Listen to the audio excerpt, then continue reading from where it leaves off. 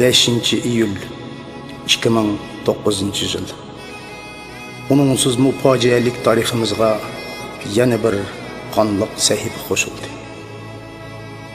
Dunyoda bazulum, japa mashaqqat faqat Uyg'urning peshonasiga yozilgan edi. Ha desi qirqidek aytqin ey xalqim, ne günah o'tkazdik, aytqina palak, tutarmu bu zulm, aytqin ey Tangrim, kömemsen başqani Uyg'urdan bo'lak.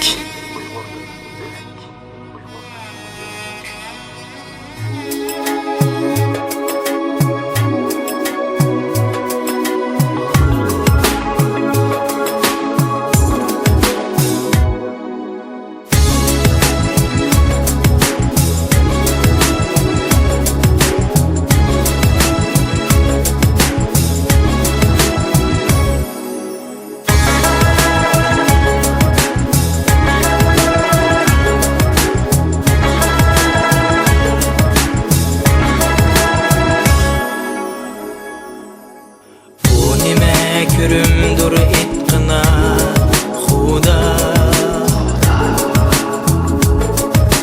Ötküzüp koyduk mu keçürmez günah.